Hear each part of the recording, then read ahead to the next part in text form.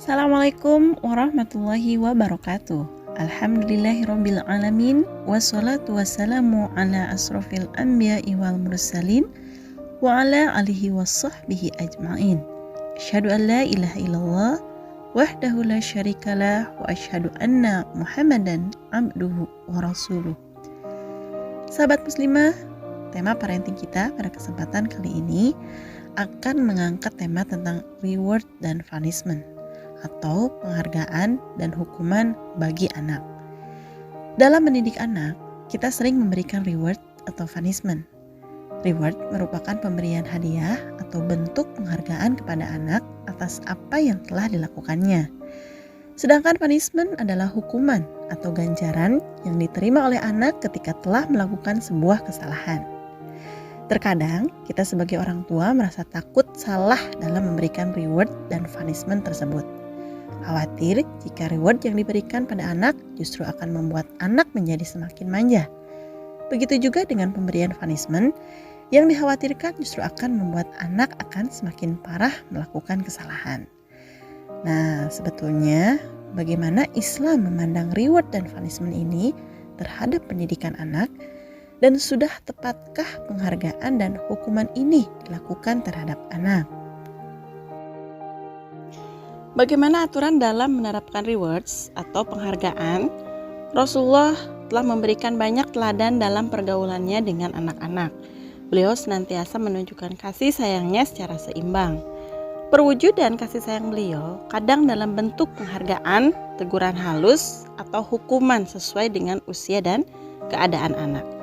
Jadi boleh sebetulnya memberikan rewards atau penghargaan atau hadiah kepada anak setelah prestasi yang ia capai.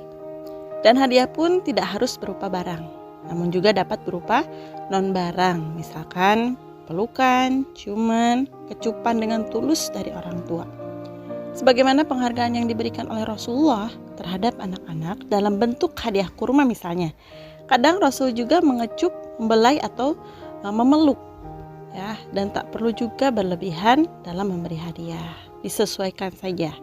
Dan hadiah sebaiknya berujung pada dorongan atau motivasi agar anak lebih baik lagi dengan ikhlas. Nah, sebagaimana dalam sebuah hadis riwayat ya dari Aisyah, bahwa ia berkata, telah datang beberapa orang Baduy menghadap Rasul pada saat itu dan bertanya, apakah engkau suka mencium anak-anakmu? Ya, lalu Nabi menjawab, iya. Jawab Nabi. Mereka kemudian berkata lagi, tapi demi Allah kami tidak pernah mencium anak-anak kami. Maka Rasulullah pun bersabda, aku tidak punya daya apa-apa bila mana Allah telah mencabut rasa kasih sayang dari dalam hatimu. Nah, ini Masya Allah ya. Jangan gengsi kita mencium anak-anak kita hanya dengan kecupan, hanya dengan ciuman, tapi sangat berperan efektif dalam menggerakkan perasaan dan kejiwaan anak. Kemudian dalam hadis yang lain juga Rasulullah menyentuh perasaan anak itu dengan membelai kepala atau pipinya, sehingga mereka merasa mendapatkan kesentuhan, kasih sayang, dan kelembutan. Nah, jadi dengan reward atau penghargaan, memberikan hadiah, itu juga memberikan pengaruh ya yang baik terhadap jiwa anak, asalkan tidak berlebihan. Ya, dimana dalam sebuah hadis, saling memberi hadiahlah kalian, niscaya kalian akan saling mencintai. Nah, pujian pun juga jangan luput ya terhadap anak, di mana pujian memiliki pengaruh yang dominan sehingga akan menggerakkan perasaan dan indranya selama pujian itu diberikan pada waktu dan tempat yang tepat serta tidak berlebihan. Kemudian bagaimana dengan aturan kita menerapkan punishment atau hukuman? Perhatikan usia anak. Ya, jika anak masih balita, tentu ia tidak mengerti dengan apa itu hukuman. Jadi jangan terapkan teknik memberi punishment pada anak yang masih dalam usia balita. Karena itu akan menjadi tekanan tersendiri bagi anak yang belum pada saatnya untuk diberi hukuman. Perhatikan juga jenis pelanggaran dan kadar hukumannya. Jadi hukuman harus bersifat mendidik, bukan hukuman fisik yang memberatkan dan menguras tenaga anak. Karenanya tinggalkan hukuman seperti menampar, mencubit anak, ya. Menghukum anak tidak menggunakan emosi dan intonasi yang tinggi, karena ini justru membuat anak takut terhadap sosok orang tuanya sendiri. Ada salahnya kita memberi informasi pada anak bahwa akan ada sanksi tertentu jika perilakunya tidak menyenangkan banyak pihak. ya seperti pemberian hadiah, ya reward, kita memberi reward, maka dalam pemberian hukuman pun harus ada evaluasi. Apakah cara menghukum yang kita terapkan itu sudah memberi efek baik, gitu ya? Nah, ketika anak berbuat salah dan emosi kita langsung meluap, hindari dulu pemberian hukumannya. Kendalikan amarah kita, jangan sampai hukuman yang kita jatuhkan itu berlandaskan emosi belaka. Nah, jadi hindari hukuman fisik dan psikis, ya semisal mengeluarkan kata-kata dan yang tak sepatutnya ya terhadap anak. Sebab jika bekas cubitan bisa kembali normal, maka tidak dengan ingatan dan perasaan anak-anak kita pada kata-kata atau sikap kita yang menyakitkannya. Nah, di mana ada sebuah riwayat ya, Rasulullah bersabda, ya ketika menyuruh menjalankan sholat, kata Nabi, suruhlah anak-anakmu menjalankan ibadah sholat jika mereka sudah berusia 7 tahun, dan jika mereka sudah berusia 10 tahun, maka pukullah mereka jika tidak mau melaksanakan sholat, dan pisahkanlah tempat tidur mereka.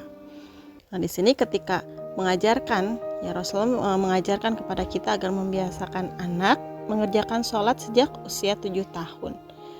Nah, kemudian setelah 10 tahun ternyata belum juga sholat, ya sangat wajar jika diberi hukuman fisik dengan pukulan yang tidak membekas dan membahayakan.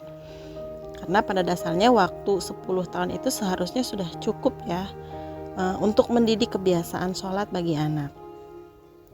Di mana Islam mengajarkan kepada orang tua untuk memberikan pengertian, pemahaman dan pembiasaan dalam rentang waktu yang cukup panjang dengan penuh kasih sayang. Dan wajib dipahami pula bahwa pukulan yang diberikan ketika menyuruh sholat itu adalah pukulan yang tidak membahayakan, tidak mengenai bagian tubuh yang vital, dan tidak menimbulkan kecacatan atau kematian. Karena fungsi pukulan di sini adalah untuk ta'dib, mendidik atau mendisiplinkan, bukan untuk menyiksa anak. Ya, dan tindakan ini pun harus berproses. Nah, kemudian bagaimana ketika kita memberikan punishment? Ya, ini harus tegas ya. Hukuman itu harus tegas. Jangan sampai karena anak nangis kita langsung menyerah dan membiarkan perlakuan jeleknya. Nah, hukuman sebaiknya yang menjadi alternatif ya. Jadi hukuman itu alternatif terakhir, bukan menjadi sebuah rutinitas tersendiri. Namun bagaimanapun ya, prinsip-prinsip dalam mendidik anak yang harus dipegang adalah berpegang pada kelemah lembutan dan kasih sayang. Ya, sebagaimana itu dasar muamalah kita berinteraksi dengan anak itu ya lemah lembut dan kasih sayang. Ya, dimana ada sebuah hadis dari Al-Baihaqi itu meriwayatkan gitu ya. Ajarkanlah ilmu dan janganlah kalian bersikap keras, karena sesungguhnya mengajar ilmu itu lebih baik dari orang yang bersikap keras. Nah, dalam hal ini bagaimana tadi reward, penghargaan atau punishment itu ya. Jadi kita jangan melupakan unsur terpenting, yaitu keteladanan mutlak yang diperlukan ya dari orang tua. Jadi orang tua adalah panutan utama, di mana rewards, punishment ya terutama di sini adalah hukuman ya. Punishment itu tidak akan berdampak baik jika ternyata orang tua juga melanggar aturan yang sudah disepakati. Nah, mungkin itu saja sahabat muslimah. Mudah-mudahan dapat bermanfaat. Mohon maaf atas segala kekurangannya. Wassalamualaikum warahmatullahi wabarakatuh.